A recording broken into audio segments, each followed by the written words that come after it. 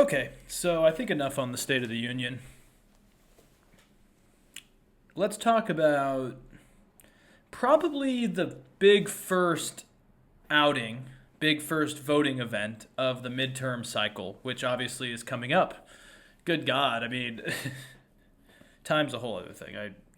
I kind of, I think we need to recreate the world clock or the world date system. I guess would be better, like around pre-COVID, post-COVID. Like we're in 2022 PC or like year two PC because ever since 2020 it's all been rotting together. But I can't believe we are going to be almost halfway through Biden's administration, right? Like that just blows my mind. But anyways, CNN reports that, in quotes here, the primary races will set the scene for several key races. Sorry, let me back up. I don't know why I missed that, but this special election is happening in Texas. It happened yesterday, which was Tuesday the 1st. And so anyways, the CNN article says the primary races will set the scene for several key races up and down the Texas ballot this year, including the Lone Star State's gubernatorial and attorney general elections.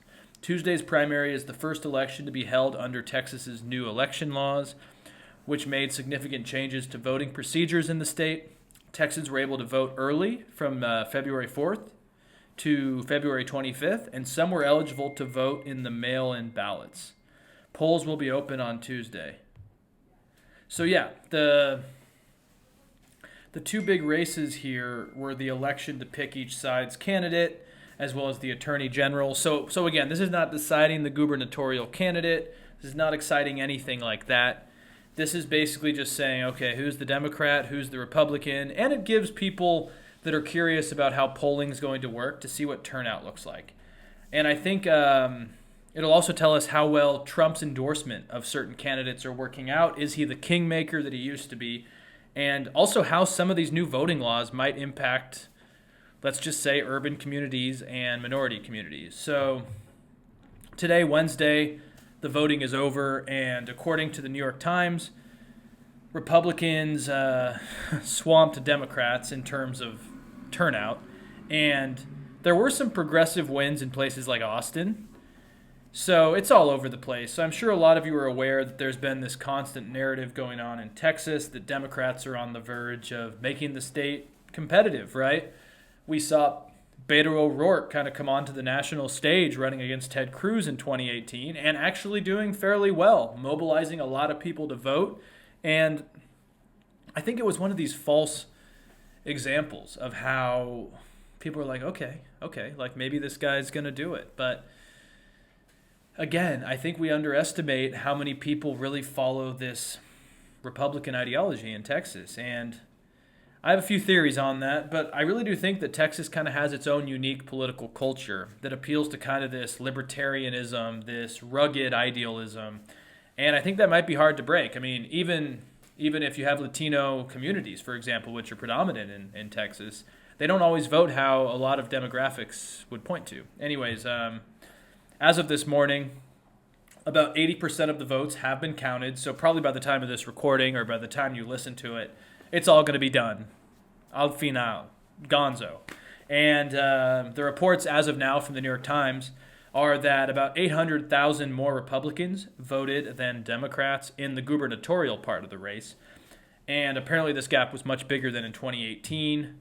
And this was to choose the Republican and Democrat, with Greg Abbott being the Republican and the incumbent, and Beto O'Rourke, as the Democrat, but he's running for governor this time. And you know, Abbott did well, Beto did well. But again, it's really hard to actually see what that means. You know what I mean? Given that Beto is running right now in a Democratic primary and Greg Abbott, the incumbent, is running in the Republican primary. And either way, you know, it's not telling us much except for the fact that about 800,000 more Republicans voted than Democrats, which if you're Beto O'Rourke would be worrying.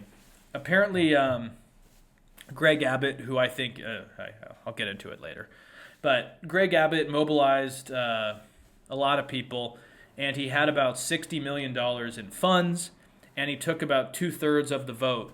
And he actually ran against 7 other Republicans for this gubernatorial nomination. Now, I think it's obvious. I mean, incumbent, he's popular with the Trumpy base. He's popular with the far right. I guess he appeals to enough of the center right. I think he's awful.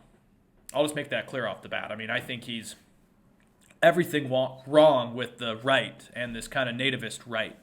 He's bought into the fear of critical race theory in schools and has almost like ironically overcorrected to the point where teachers can't even talk about anything in schools. He was part of that atrocious abortion law, which basically was turning like private citizens against one another. Recently, he told health agencies to classify medical treatments common with transgender youth as abuse. It's like he is every single like MSNBC talking point about what Republicans think. He is almost like symbolizing here, and as someone who's center right leaning, he makes it hard to defend myself sometimes when you just look at him and go, God, like what the fuck are you doing, man? Anyways, sorry parents for cussing again here, but the Times actually makes a good point, though, about Greg Abbott, saying that his record was a striking demonstration of how a primary threat can help the right wing of the Republican Party drive the agenda, even in a state that has been trending more blue. And I think this is why the primary is worrying. You know, the very right-leaning base is mobilized, but also the center is mobilized, it seems like. And so, quickly on the other side of the aisle, Beto O'Rourke, who is probably, I think it's safe to assume, probably the biggest name in left-leaning demographics in the Texas politics. He took over 90% of his primary. He carried, I think, all of Texas's 254 counties. Again, like I said, not a big deal because his true war is against Greg Abbott. This is just a battle, and he won it against probably a bunch of no-name Democrats. Like I've looked through the list of some of the names, no one that I can really recognize. And so the true battle is coming for him in November, where I do think he gets his ass kicked. But I will also say that I'm not a Beto fan. Like if we're really looking at, as me, like, and I am not at all a voice for everyone in this country, but as someone who's center-right, and just disillusioned with both sides. Beto O'Rourke, kind of this elitist, wealthy guy who just kind of went into politics because why not? And Greg Abbott, who is kind of a nativist and just seems to stick his thumb out and see where the wind's going, but also passes very hateful policies that are dividing our nation. This is, I think, atrocious to have these options. You know, Beto wants to take away all guns, and I don't even know what he actually stands for because his policies are not really defined very well. I think it's problematic, to be honest. I don't think Beto has a chance. I think we'll see Greg Abbott. But another interesting part of this primary was whether Donald Trump is able to influence voters and make kings out of mere mortals. I mean, is Donald Trump going to be a kingmaker, right? I mean, that's always what he's said. He's like, whoever I pick becomes the president. I pick good people, lots of good people, you know. And I don't know if he's the kingmaker. Some of us, myself included, even worried about at one point. I think the answer is more kind of not really, to be honest, because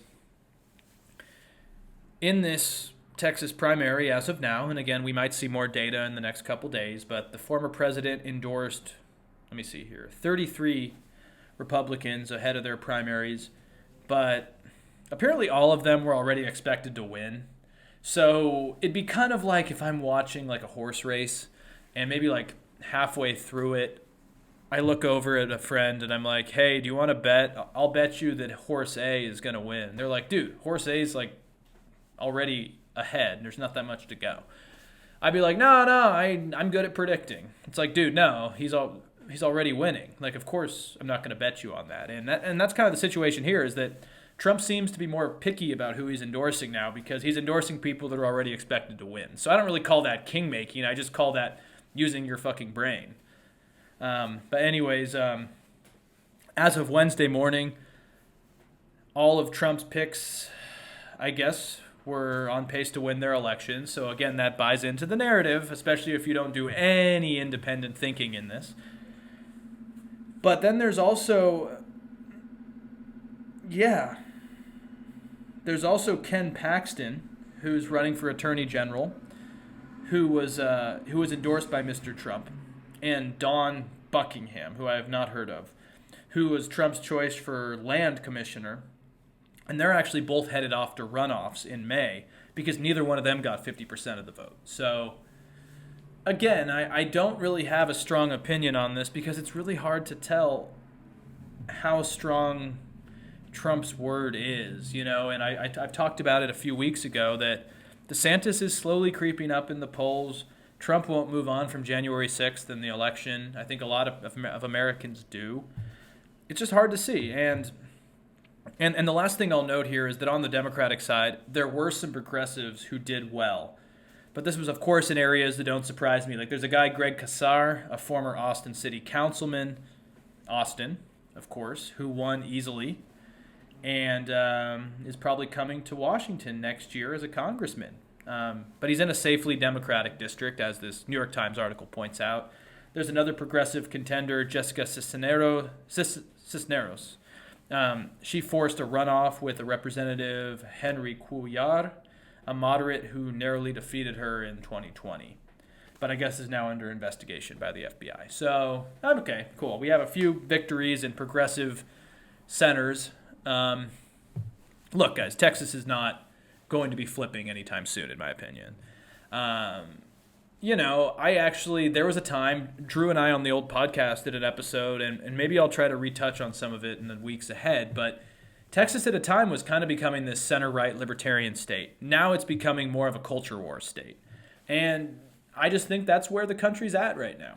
So nothing really surprising to me here. We'll have to see, but if the turnout is any indicator, I think things are going to be bad for Democrats. Again, Texas is a red state, so 800,000 more Republicans turned out. Of course they did in Texas. Now, if they start turning out in swing states and blue states in higher numbers, then we have a problem.